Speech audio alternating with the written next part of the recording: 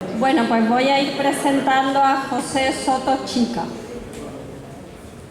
José Soto nació en Santa Fe, Granada, en 1971. En 1994 se hizo militar de profesión y en el 95 sirvió en la misión de paz de la ONU en Bosnia-Herzegovina, recibiendo la medalla de la ONU al servicio por la paz. En enero del 96 sufrió un accidente en acto de servicio que casi le cuesta la vida y que le dejó ciego, con una pierna menos y una importante sordera. Este trágico suceso recondujo su vida hacia su gran pasión, que es la historia. Y en 1997 comenzó a cursar la licenciatura de Historia en la Universidad de Granada, obteniendo más de 30 matrículas de honor. Tras 7 años de investigación, se doctoró en Historia Medieval, con la tesis Bizantinos, Sasánidas y Musulmanes, el fin del mundo antiguo y el inicio de la Edad Media en Oriente. Su tesis obtuvo la máxima calificación y honores. José ha sido docente en la Universidad de Granada y profesor en distintos másteres universitarios. Tiene acreditaciones de profesor contratado doctor y de profesor ayudante doctor.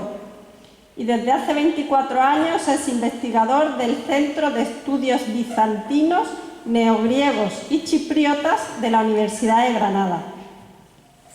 José es autor de numerosos libros académicos de historia y de ensayos históricos, dedicados no solo al ámbito universitario, sino también al público en general. Estos estudios y publicaciones están centrados en la historia de la antigüedad tardía y de la alta edad media. Y cito algunos títulos: Imperios y bárbaros, la guerra en la edad oscura, o los visigodos, hijos de un dios furioso. También es autor de novela histórica. Tiene obras como Egilona, reina de España, o Bajo el fuego y la sal, que ha sido galardonada en 2023 con el premio al mejor autor español por la Sociedad Islibris. Otra de sus novelas, El dios que habita la espada, fue la ganadora del 4º premio de narrativa histórica de 2021. En ese mismo año, la Asociación Islibris le dio un premio honorífico por su trayectoria como historiador. Es autor de más de 60 artículos científicos y capítulos en obras especializadas de impacto nacional e internacional. Participa en diferentes proyectos de investigaciones nacionales e internacionales y ha presentado ponencias en numerosos congresos y jornadas. Cuenta con muchos reconocimientos y galardones por su trayectoria, destacando el hecho de que la Biblioteca Municipal de Santa Fe lleva su nombre en reconocimiento por su labor como historiador y escritor. Actualmente participa en 2 proyectos de investigación, trabaja en diversos artículos científicos y de divulgación, en un nuevo ensayo y en una novela histórica. Es impresionante cómo aprovecha el tiempo. Pues doy ya paso a José, que nos va a hablar de la batalla de la Janda o de los montes transductinos, paisaje, preparativos y desarrollo de la batalla que cambió la historia de España. Muchas gracias. Muchas gracias. Muchas gracias.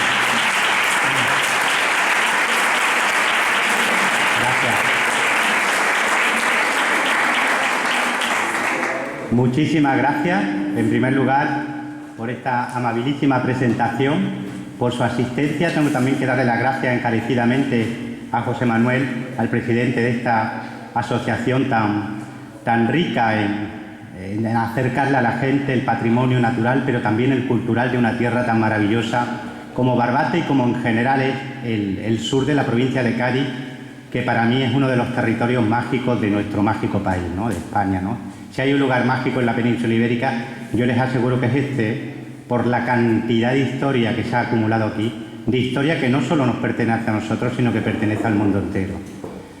Tengo también que darle las gracias al Ayuntamiento de Barbate.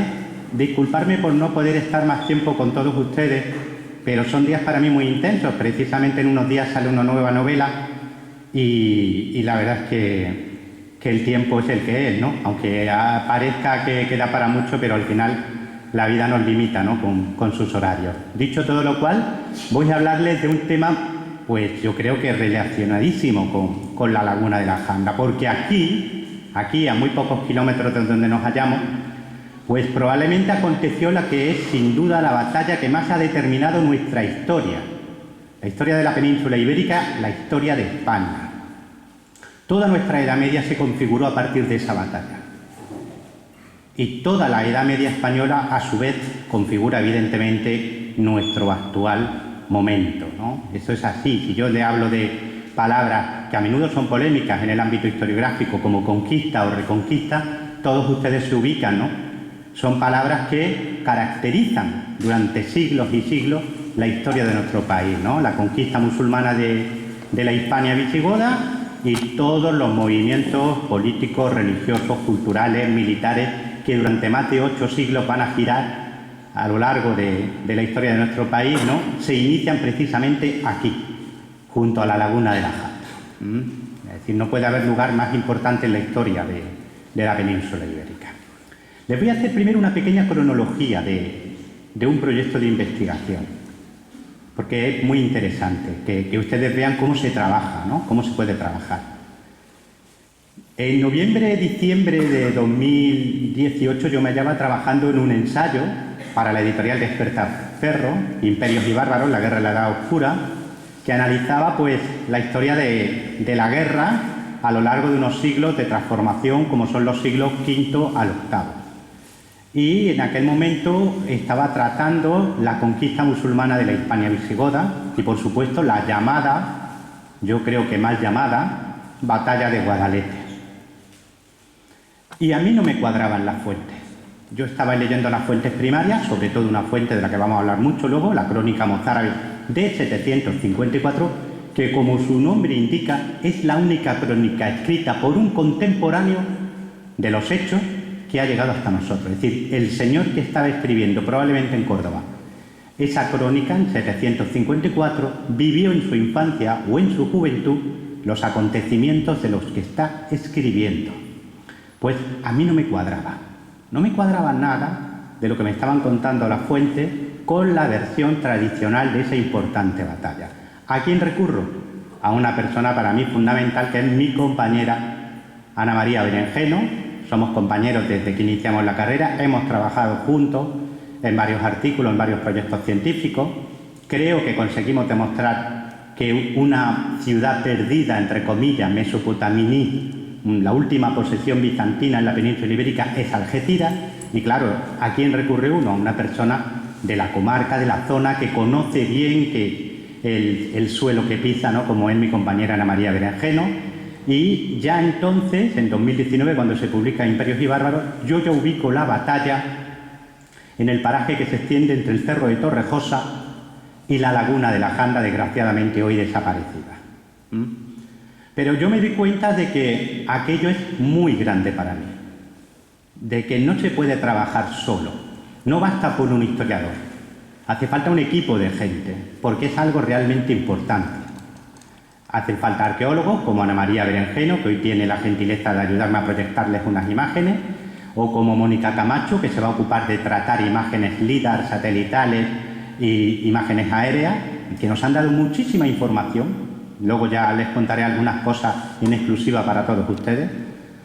Hace falta también arqueólogos como Eduardo Cabaná, uno de los mejores especialistas en guerra, en arqueología militar que tenemos en España, Eduardo Cabaná. Hace falta un geólogo como Francisco José Jiménez, que es un hombre que ha trabajado para el gobierno de Japón a nivel de estudio de los océanos, que ha estado en la Antártida, que trabaja con multitud de equipos arqueológicos en España, por ejemplo, los que están excavando en Menga, en el dolmen de Menga, una persona que nos ha reconstruido el paisaje de esta zona, de la Laguna de la Janda, a comienzos del siglo VIII. Hace falta también gente que nos hable del clima, en este caso el propio Francisco José Jiménez Espejo, pero también su compañero experto en análisis de polen, John Camuera.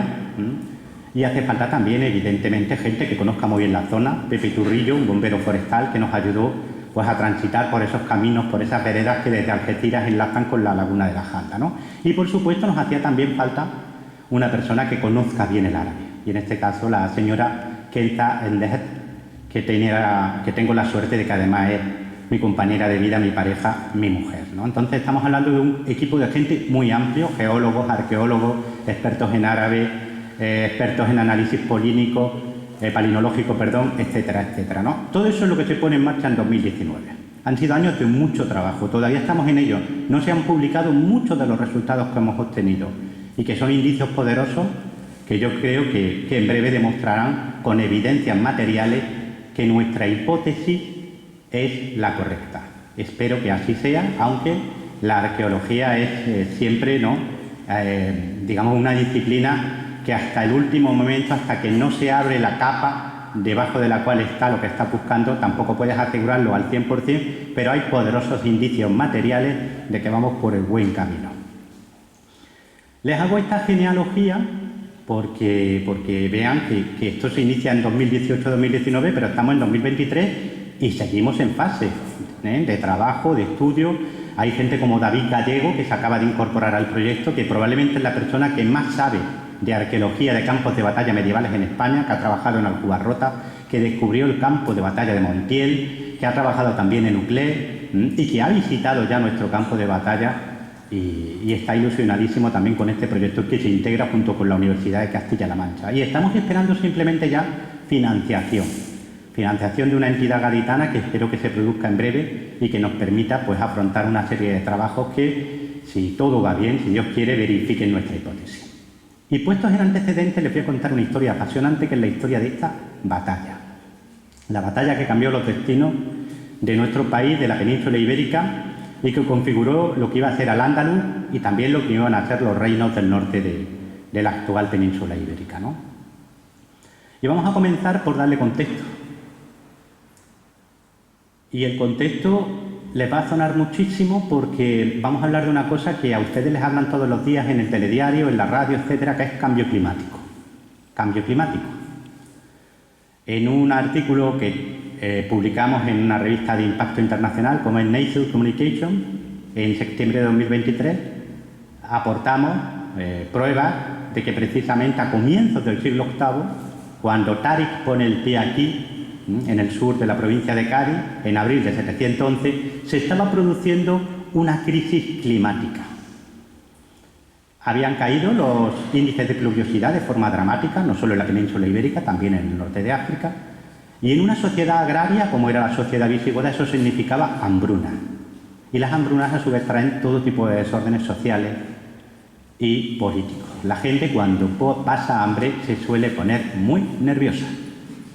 Y eso suele derivar en sociedades antiguas y también en las nuestras en episodios de violencia. ¿Por qué les cuento todo esto? Porque el reino visigodo había sido un reino bastante potente, de hecho durante mucho tiempo había sido la sociedad, el reino más potente de Occidente. Aquí en la península ibérica la transición desde el mundo romano a la Edad Media fue muy diferente al resto de Europa occidental, solo tiene parangón, solo tiene equivalencia con la Italia de los siglos VI, VII, es decir, no habíamos olvidado quiénes éramos, el pasado romano seguía muy presente, el esplendor cultural de la corte visigoda en el siglo VII era realmente apabullante. Cuando se habla del renacimiento carolingio, por ejemplo, se olvida que el renacimiento visigodo del siglo VII fue su base, fue su soporte, fueron muchos los eruditos visigodos que terminaron en la Francia carolingia en el siglo VIII, IX, ¿no? Y económicamente también era un reino bastante potente, y eso se ve en la acuñación de sus monedas, tanto de plata como de oro, la ley, la calidad de esas monedas. Y todo eso empieza a quebrarse, empieza a ponerse en cuestión, empieza a ponerse en riesgo a mediados del siglo VII, porque empiezan a disminuir los índices de pluviosidad y empieza también a enfriarse el clima, empieza a caer la temperatura. Todo esto hace que cultivos fundamentales, como son los cereales, entren en crisis. Y todo eso hace a su vez que la sociedad visigoda comience a debilitarse, comienza a haber una hambruna recurrente que producen todo tipo de desórdenes sociales y políticos. Cuando en enero de 710 muere el rey Bitiza, muy joven, tendría en torno a 25 años, se abre una fase de inestabilidad política brutal. Durante meses, los nobles visigodos y los obispos visigodos no se van a poner de acuerdo en qué rey va a ser elegido, porque la monarquía visigoda era electiva. Fíjense que, por ejemplo, en el Cuarto Concilio de Toledo, en diciembre del año 633, se define perfectamente, es casi una carta constitucional, se define perfectamente que esos obispos y esos nobles, en buen latín, que se entiende muy bien, van a elegir al rey y van a promulgar leyes, a proponer leyes, representando, y lo dicen así, al pueblo de Hispania.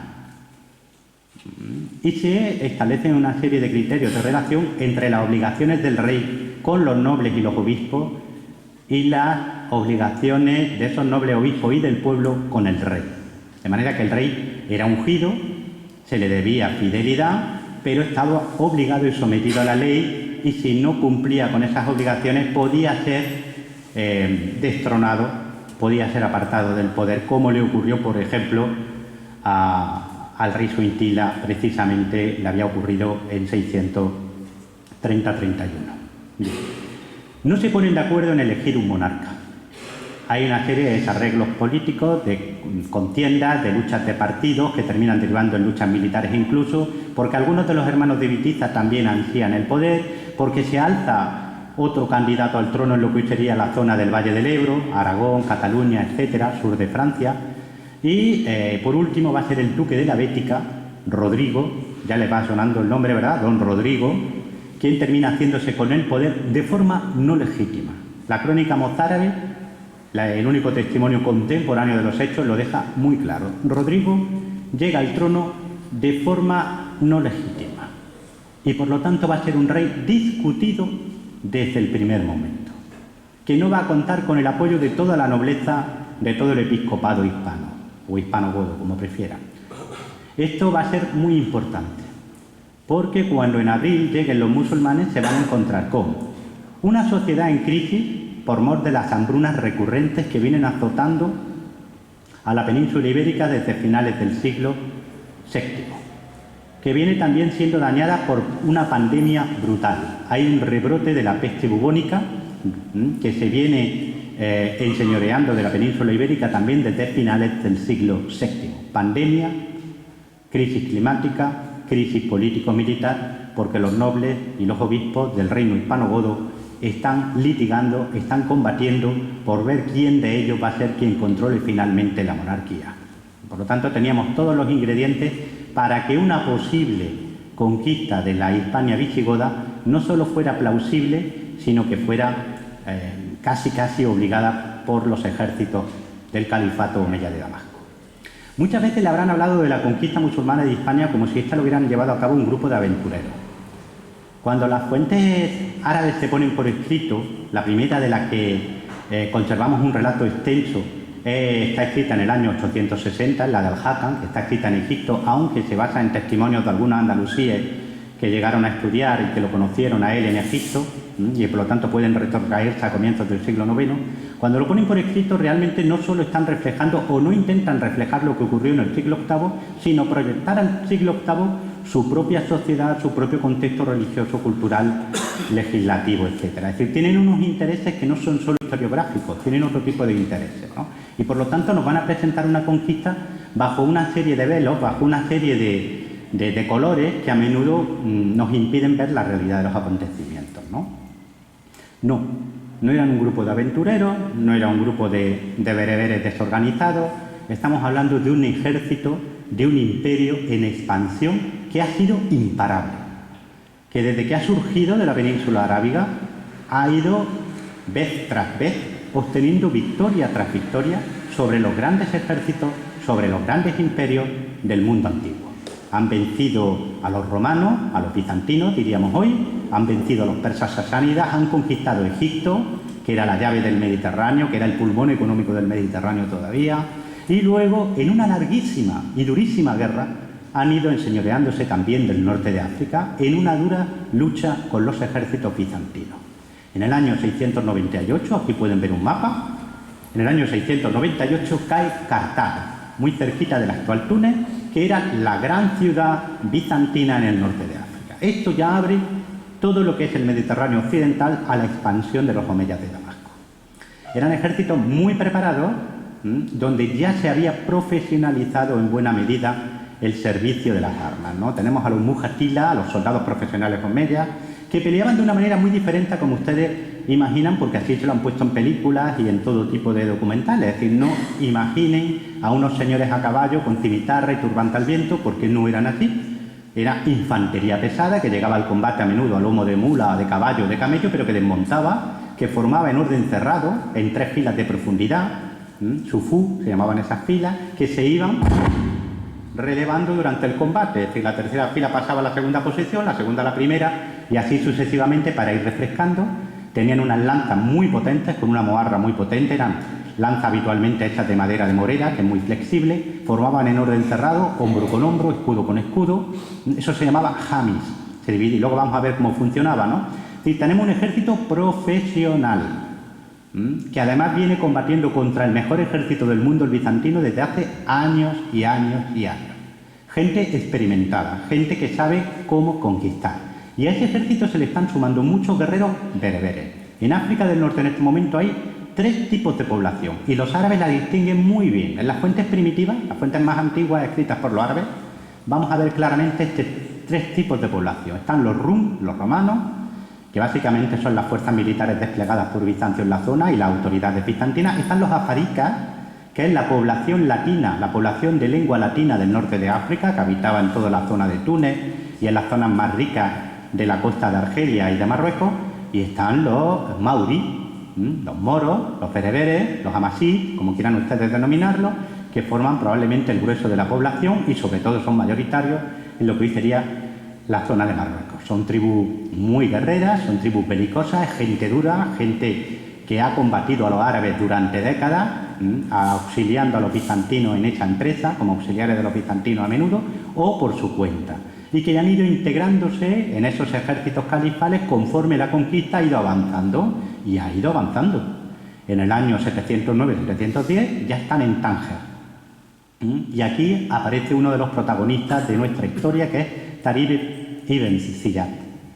Este hombre, según algunas fuentes árabes, es bereber, según otras es persa, de Hamadan.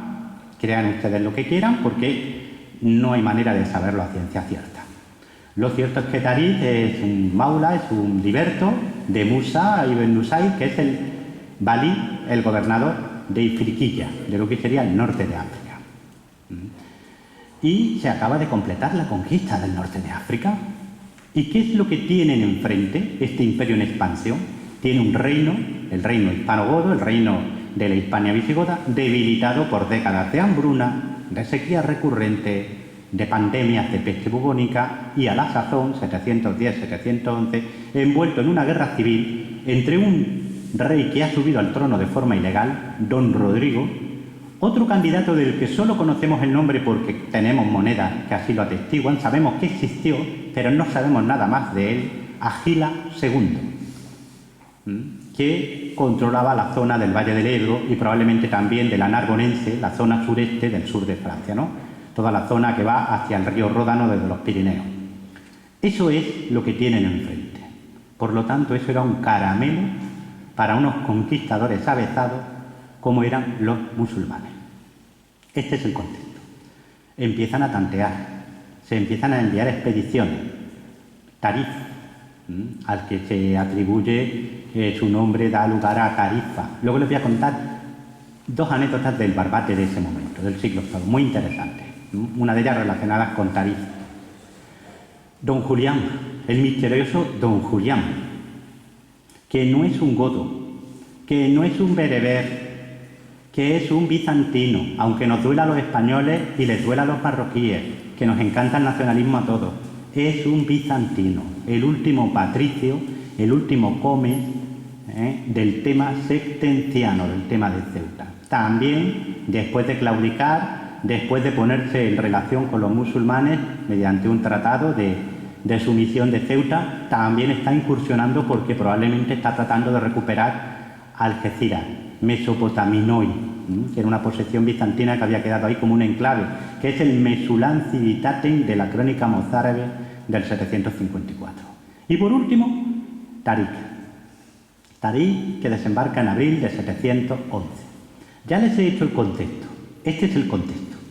Ahora vamos a hablar de lo que de verdad les interesa a ustedes, que es de la laguna de la Janda y que es de por qué en sus inmediaciones se dio la gran batalla que cambió los destinos de nuestro país, de la península ibérica y del mundo.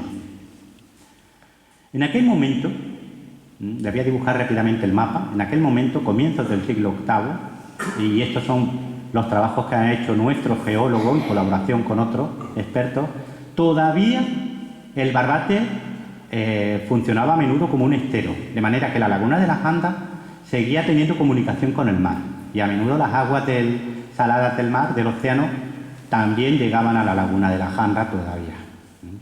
Esa laguna quedaba en línea recta, los bordes exteriores de la laguna, mirando hacia la zona, ahora vamos a ver cuáles eran las montañas traductinas, quedaban a unos 7 kilómetros de Torrejosa, aunque entre medias había pequeñas lagunas y zonas inundables, ¿no? De manera que realmente entre Torrejosa y las zonas ya inundables, que aunque no pertenecían propiamente hablando a la laguna, pero estaban en comunicación con ella, como la laguna de creo que se llama Taivilla, y alguna otra más pequeña que se localiza en la zona, pues realmente ahí lo que se producía era un estrecho paso de tierra seca entre Torrejosa, Cerro de Torrejosa. Yo creo que ustedes conocen muy bien la zona porque son aficionados a andar, ¿verdad?, por todo ese territorio, por todo lo que circunda la laguna de la Janda, y las zonas inundables de la laguna de la Janda realmente había un territorio de unos 5 o 6 kilómetros solamente. Quédense con ese dato. Luego tenemos la laguna de la Janda y el río Barbate, cerrando por ahí, ¿verdad? Bien, vamos a ubicar la batalla. A ustedes les han enseñado en el colegio, y si lo miran en la Wikipedia también, que la batalla es la batalla de Guadalete. Esto es una denominación que se va a imponer realmente a partir de los años 40 gracias sobre todo al maestro Claudio Sánchez Albornoz, y que viene sobre todo de fuentes cristianas muy tardías del siglo XIII, ¿no?, como la crónica de Jiménez de Rada, que no se la lee correctamente, y sobre todo ya la crónica general de España de Alfonso X el Sabio, que está escrita, si no me falla la memoria, en 1274. Esto es importante porque estamos hablando de fuentes que están escritas más de 500 años después de los acontecimientos. ¿Qué nos enseñan a los historiadores cuando hacemos la carrera? Nos enseñan que cuando vas a estudiar un acontecimiento, las fuentes más cercanas en tiempo y espacio a los acontecimientos deberían de ser las fuentes principales, las fuentes que determinen tu reconstrucción del pasado. Bueno, pues yo no sé qué nos ha pasado, que lo hemos hecho justo al contrario. Y ha sido tan llamativo, sigue siendo tan llamativo, que nuestros colegas, por ejemplo, ingleses, es que no pueden evitar sorprenderse y echarse las manos a la cabeza. Roger Collins, que es uno de los mejores estudiosos de la España visigoda y de la conquista musulmana, no sale nunca de su asombro. ¿Por qué les digo esto? Porque teniendo una crónica contemporánea, escrita por alguien que estaba vivo cuando Tarik estaba combatiendo contra Rodrigo, no le hemos hecho ni caso. Crónica mozárabe de 754. No solo no le hemos hecho caso, seguimos sin hacerle caso. Hace poco leía un artículo que citaba la crónica y decía, su testimonio no es relevante. ¿Vale? Pero le daba, por ejemplo, relevancia a testimonios escritos hasta 900 años después de los hechos. Es como si ustedes quisieran hablar de la transición española. Imagínense, vamos a suponer, ustedes van a hablar de la transición española, y en vez de coger los periódicos de 1977-1978, ustedes viven ya en el futuro, ¿vale? Vamos a hacer este ejercicio. Pues no, ustedes van a coger el testimonio de un señor que no es que viviera en 1977-1978, es que vive en 2800. ¿No les parece muy...? ¿no? Pues eso es lo que hacemos los historiadores. Por ejemplo, cogemos a un señor que se llama Al-Makari, que es cierto que está usando textos antiguos, muchas veces los cita, incluso es muy útil, pero que está escribiendo a comienzos del siglo XVII, a casi 900 años de los hechos. Pues como esto, todo. ¿Y qué nos dice la crónica mozárabe? La crónica mozárabe nos lo deja muy claro, en un latín que se entiende muy bien. Y lo dice, y le cito literalmente, de memoria: se fue Rodrigo a las montañas transductinas. Allí es donde se da la batalla. A continuación nos habla cómo Rodrigo combate contra los árabes y los moros, distingue dos tipos, ¿vale?, de enemigos, árabes y moros, claramente. Nos narra cómo en mitad de la batalla las alas del ejército visigodo, es decir, los extremos del ejército visigodo, hacen traición y Rodrigo muere en la batalla. Eso es lo que nos dice la crónica mozárabe de 754, escrita por alguien que estaba vivo cuando todo esto ocurrió y que probablemente incluso escribía en Córdoba. Si no en Córdoba, en Guadix. La otra opción es Toledo. Bien, pues ni caso. ¿Cuál es la clave aquí? Y les voy a llevar conmigo de investigación. La clave es montañas transductinas. Rodrigo se fue a las montañas transductinas y allí perdió la vida dolosamente por la traición de los godos, Montañas transductinas. No es relevante. Coño, nos está diciendo dónde fue. Si eso no es relevante, permítanme el exabrupto. La clave es identificar esas montañas transductinas. Ya Monson e incluso el propio Claudio Sánchez Albornoz concluyeron que no podía haber duda, que esas montañas son un grupo de sierras que circundan la bahía de Algeciras, sierras del Cabrito, de Ojén, del Niño, de Torrajosa, de Salada Viciosa o Salada Vieja, la Blanquilla, la Sierra de la Momia, y que van desde el estrecho de Gibraltar, ¿verdad? Van subiendo haciendo un arco y terminan, creo recordar que cerquita de Jimena de la Frontera. Cierran totalmente la bahía de Algeciras.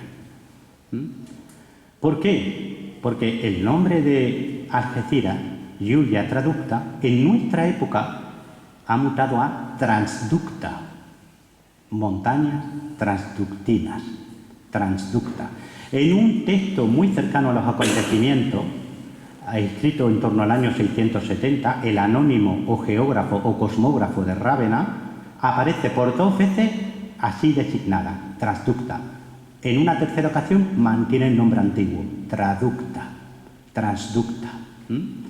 En la propia mozárabe aparece por 2 veces el topónimo, siempre en plural, montañas transductinas. Por lo tanto, hay que buscar unas montañas relacionadas con transducta.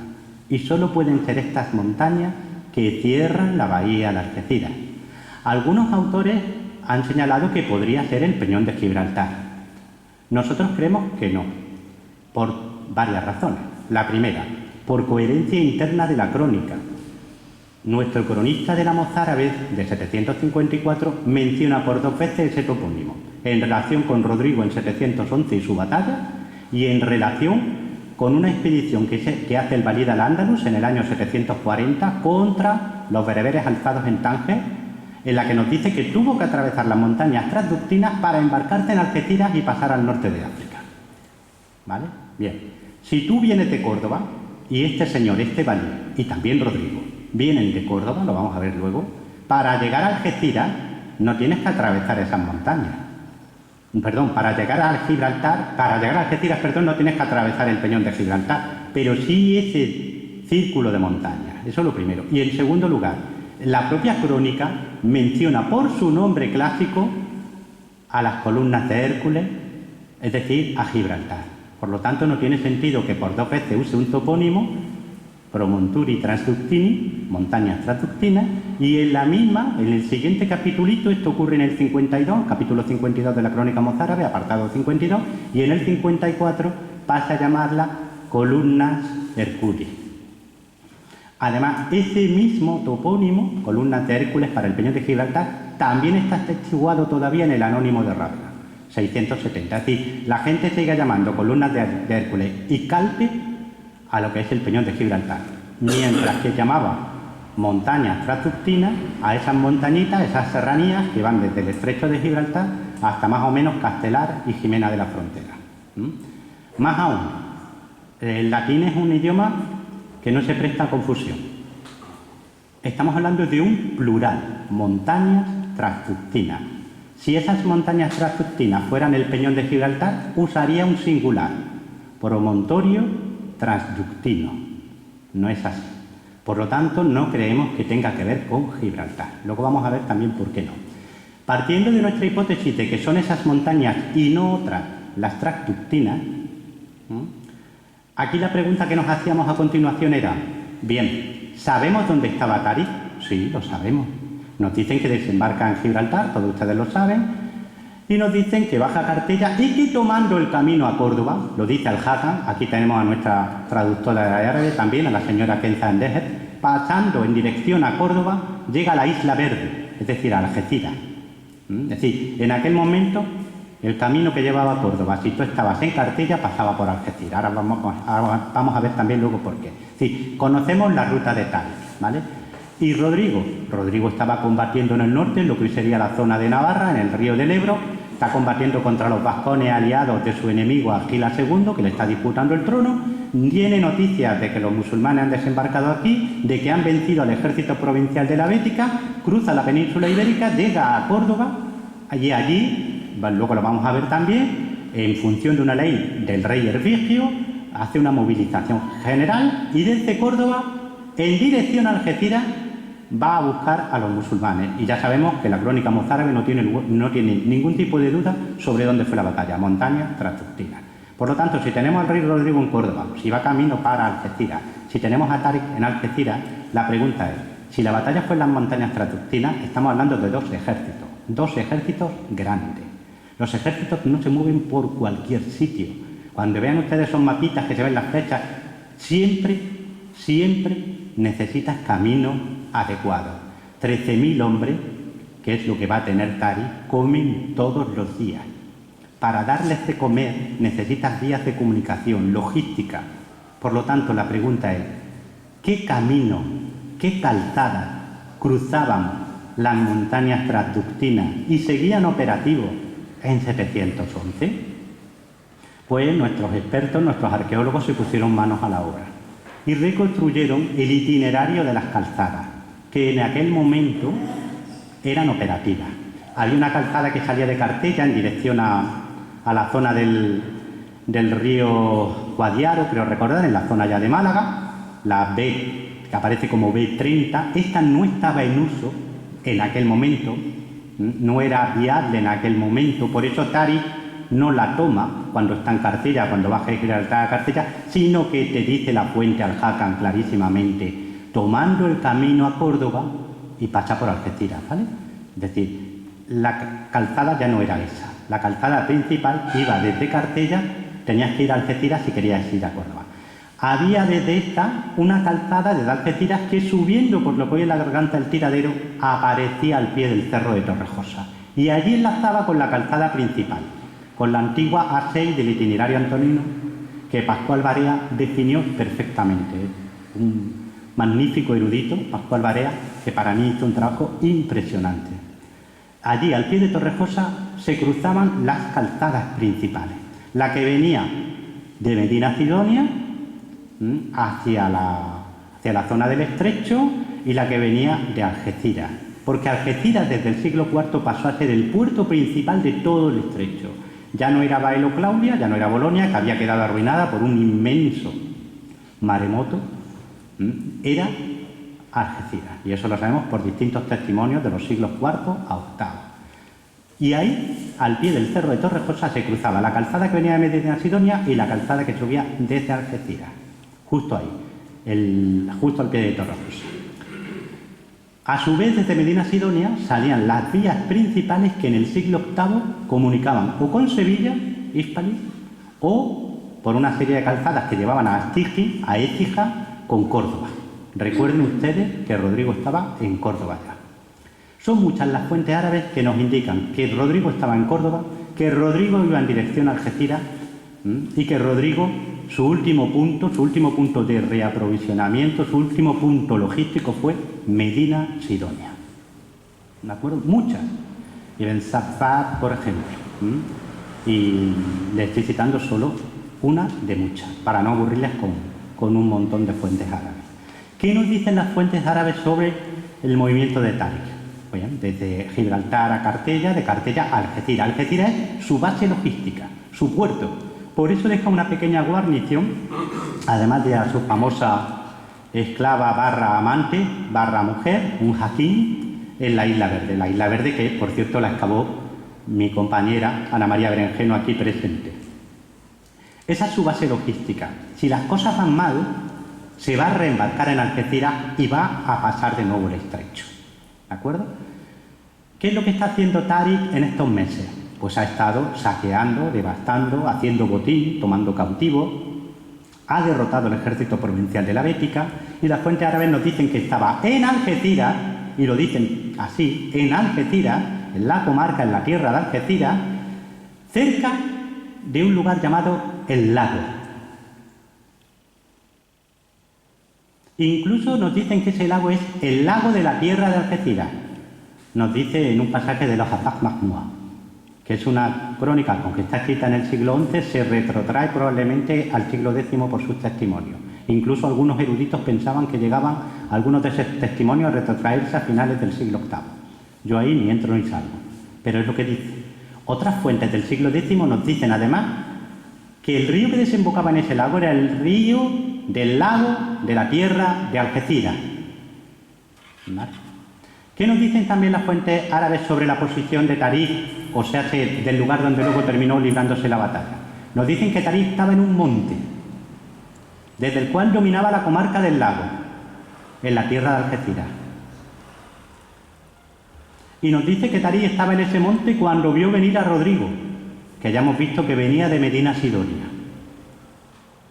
Si ustedes se van a Torrejosa, no solo verán allí, que lo hemos atestiguado, no solo verán que se llega por una calzada romana desde Algeciras a Torrejosa, no solo verán que enlaza con la vía principal que bajaba de Medina Sidonia, sino que si suben al cerro, que no creo que les dejen, pero si logran convencerlos y les dejan subir al cerro porque está en una propiedad privada, verán que desde allí ustedes están viendo la bahía de Algeciras y los días claros están viendo a lo largo de kilómetros la vía que bajaba de Medina Sidonia. Por eso Táriq está allí. Ese monte del que probablemente habla un documento contemporáneo, la Pasión de San Servando y San Germán, probablemente fueron martirizados allí o en sus cercanías, y lo define como atalaya que domina toda la región. Y es cierto, desde Torrejosa ustedes dominan completamente la región.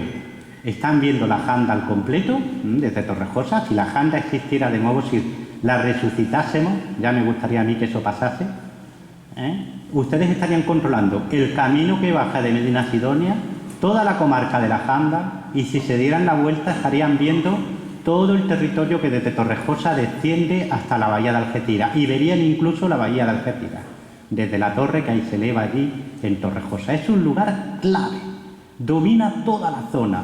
Es tan clave que en el siglo XIV, cuando Alfonso XI está en campaña contra los meriníes, contra los benimerines, en estos movimientos de ejército previo a lo que iba a ser otra de las grandes batallas de la Edad Media, la batalla del Salado, tuvo allí su campamento y trató de dar batalla, de ofrecer batalla a los meriníes justo también en ese punto. La geografía en la guerra es muy cabezona. El territorio condiciona siempre los movimientos de los ejércitos. Siempre. La geografía es fundamental. Y Táriq era un general de primera, porque supo escoger el mejor sitio posible para darle la batalla a Rodrigo. Y aquí entramos en otro punto que había que analizar. Si esa es la calzada principal que iba de Algeciras hacia la comarca del lago, de la que nos hablan todas las fuentes árabes antiguas, previas, primarias, porque hay que ir a las fuentes primarias, a las primeras fuentes, no a las del siglo XIV, XV, XIII, XVI, XVII. Bien, ya tenemos solucionado el tema de los movimientos, pero otra cosa que hay que intentar averiguar y a la que se le ha dedicado muy poca atención durante mucho tiempo es cómo eran estos ejércitos que se iban a enfrentar. Cómo era el ejército godo, cómo combatía y cómo era el ejército musulmán, cómo era el ejército del califato omeya. Algunos autores se ocuparon de esto, por ejemplo Miranda Calvo, ¿de acuerdo?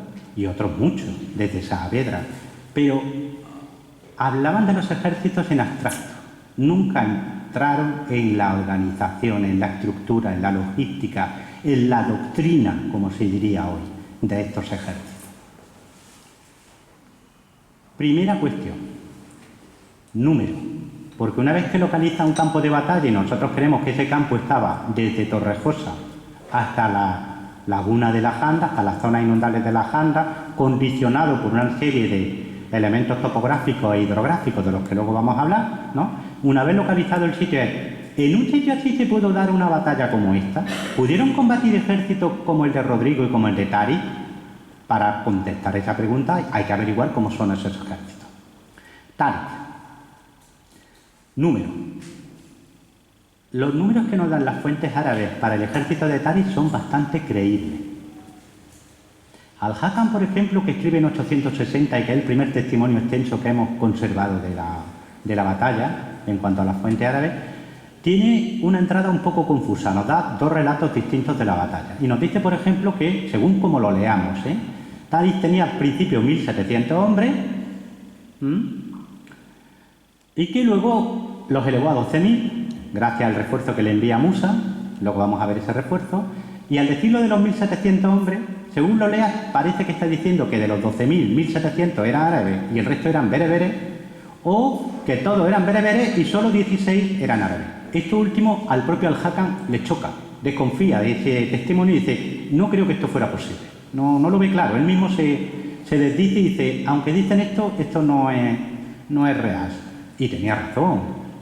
Otras muchas fuentes lo que nos dicen es que el ejército de Tari tendría de 12 a 14.000 hombres, de los cuales de 2 a 3.000 eran árabes o arabizados y el resto eran bereberes, aunque también citan otro tipo de tropas, como eran voluntarios, los hombres de Don Julián, que probablemente eran afaricas, africano-latinos, y también nos hablan incluso de contingentes de esclavos o de guerreros negros, ¿vale?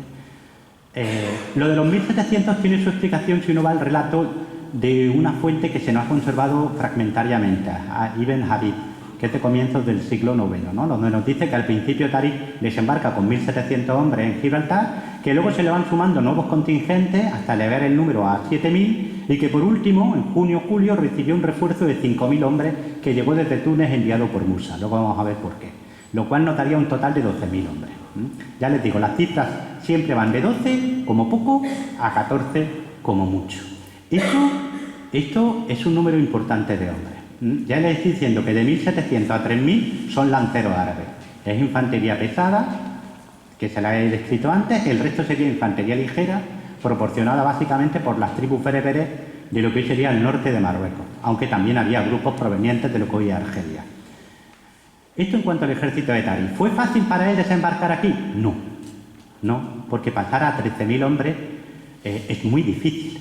Con los medios, con los barcos de la época es muy difícil. Por supuesto, pasar caballo es casi imposible.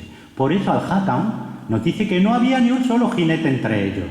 Y otras muchas fuentes árabes también dan testimonio de que Tarik o no tuvo caballería o esta era puramente testimonial. Es decir, la inmensa mayor parte de los guerreros musulmanes que combatieron en la batalla que luego les voy a describir eran infantería. Esto es muy importante que lo tengan en cuenta, ¿de acuerdo?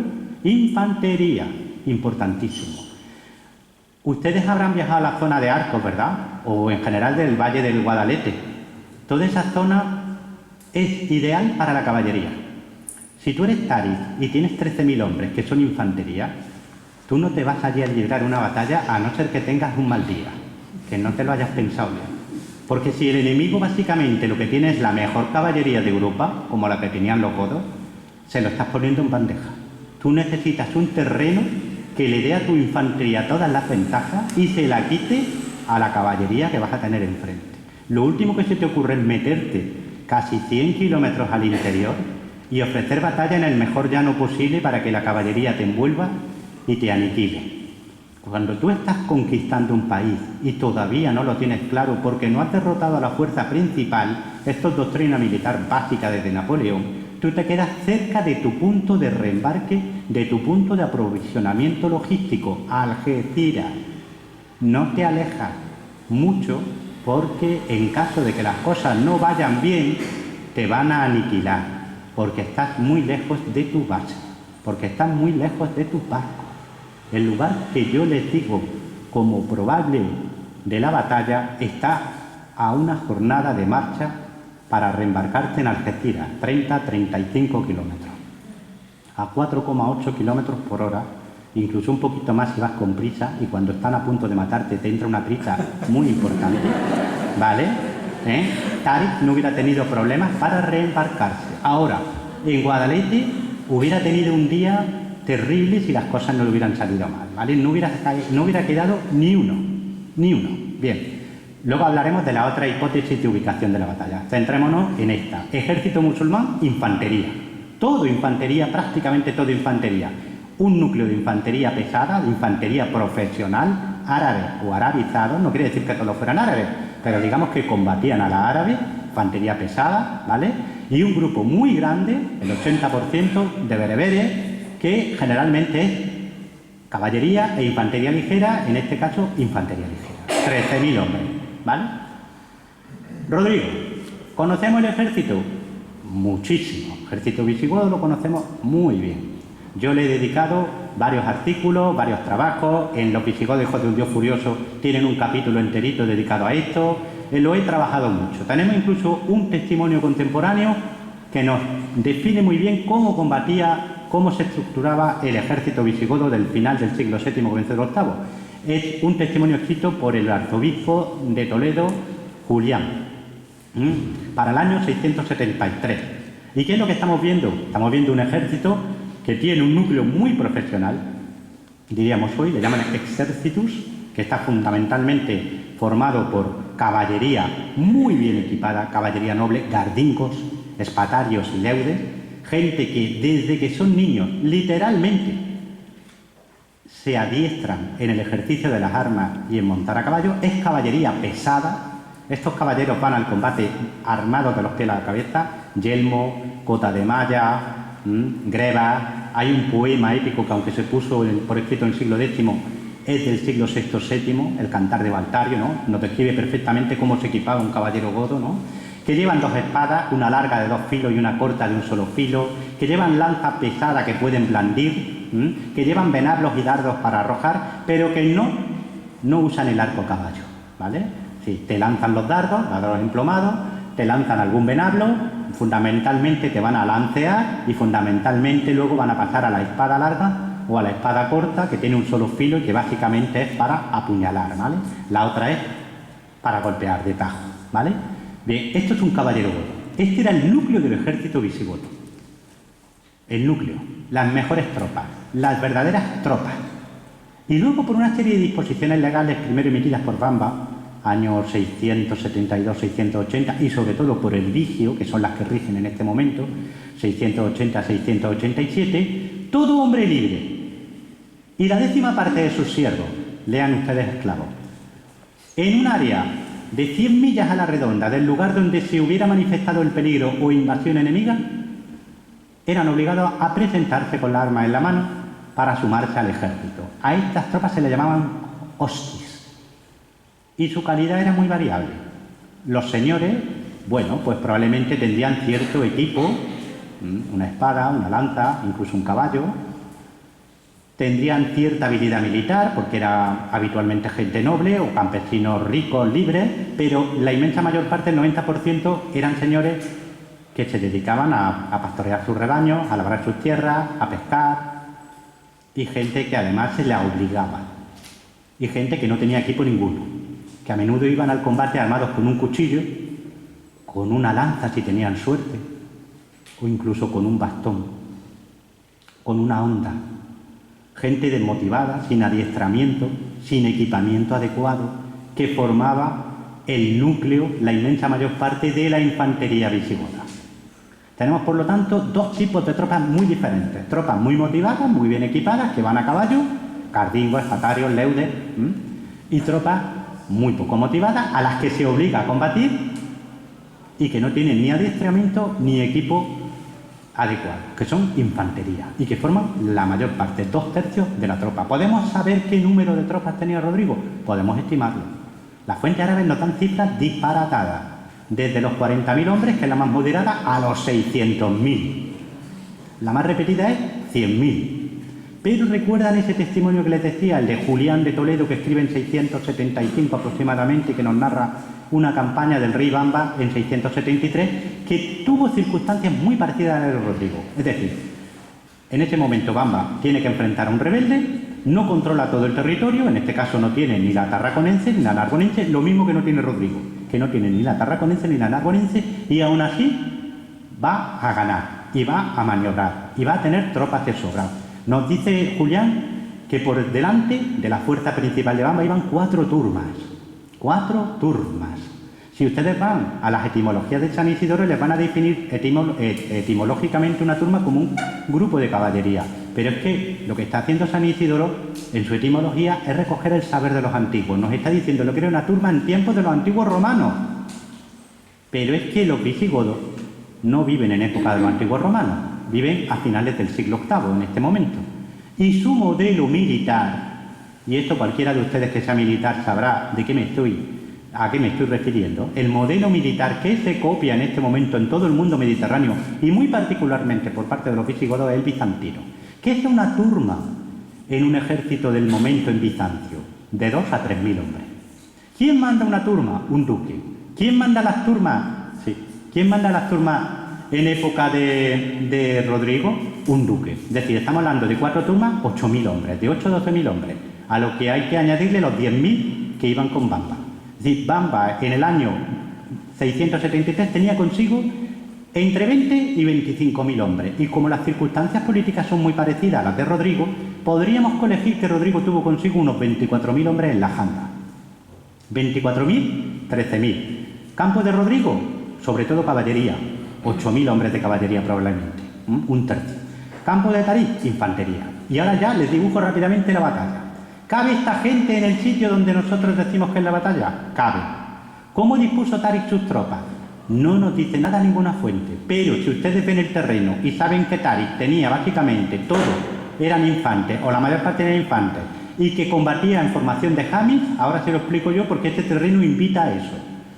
Nos dice la fuente árabe, Tarik estaba en un cerro, en un monte, cuando vio venir a Rodrigo, que venía de Medina Sidonia. El único cerro que te permite hacer esto en la comarca es Torrejosa. Además controla la calzada que te va a servir de vía de escape si las cosas van mal y te derrotan.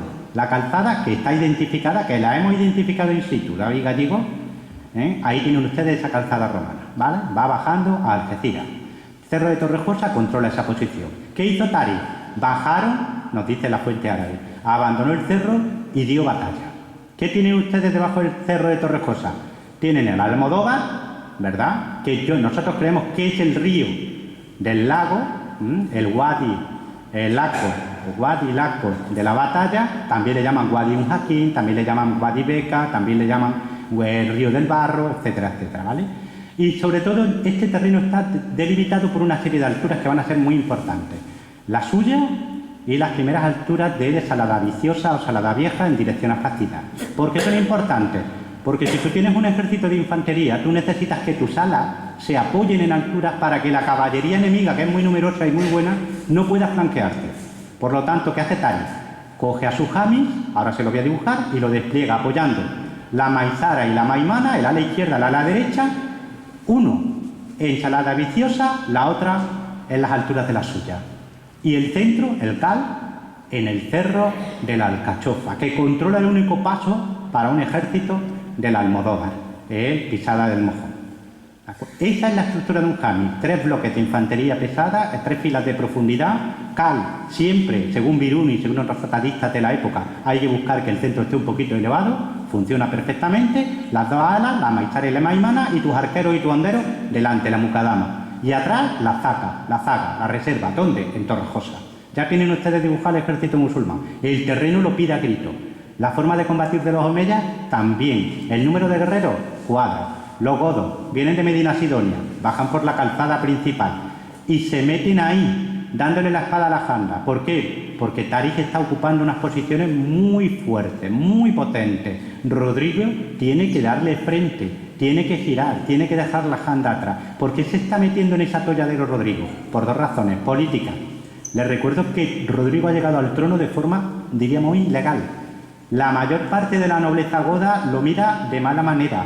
Los hermanos, no los hijos de Vitiza, no lo quieren, aunque están con él aquel día en batalla, ¿vale? Es un hombre que necesita urgentemente una victoria. No puede dejar que los musulmanes sigan en la zona. Necesita una victoria para prestigiarse políticamente, para ofrecerle algo a sus seguidores. Segundo, tiene mayoría, tiene una superioridad numérica brutal, prácticamente dobla a los musulmanes que no tienen caballería, mientras que él tiene la mejor caballería de Europa. Ahora, Tari ha elegido una posición fortísima. Solo le permite a Rodrigo una cosa, una carga frontal. Esto es peligrosísimo. Todo el mundo sabe que los cuadros de infantería, si se mantienen en orden, son imbatibles por una carga frontal de caballería. Rodrigo lo sabía, no era tonto, era un buen guerrero. Pero esperaba que esos cuadros de infantería musulmanes se quebraran, que no aguantaran, porque tenía una superioridad numérica brutal.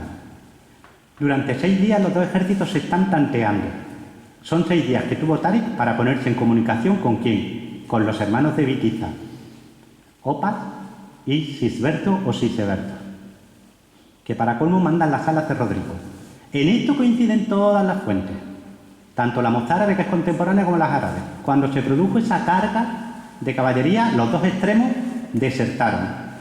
Momento en que Tarik aprovechó para hacer avanzar su línea de infantería e ir cerrándola, empujando a Rodrigo, que mantuvo el combate, el centro se mantuvo combatiendo hasta el final, empujándolo cerro de la Alcachofa hacia abajo, en dirección al Beca, el Bico de la Fuente Árabe, el Beca de la Fuente Árabe, el Bico, el arroyo Bico actual, y el Almodóvar y las marismas de la laguna de la Janda. La matanza fue espantosa, espantosa. Siglo X nos dice un viajero árabe que todavía se veían los restos, los huesos de los muertos en el combate. Durante 3 días, nos dice Al-Hakam, no se dio descanso a la espada. Lo cierto es que Rodrigo y la élite de la caballería hispanogoda pereció ese día junto a la laguna de la Janda, junto a su laguna. No puedo explayarme en por qué de esta ubicación y no otra, pero si ustedes quieren hacer preguntas, yo encantado.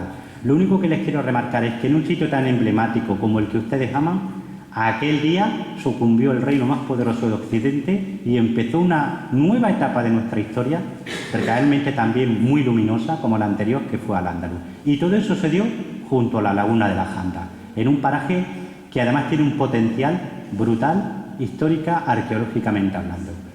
Y si luego quieren, hablamos de cuestiones y de preguntas concretas. Muchísimas gracias por su atención.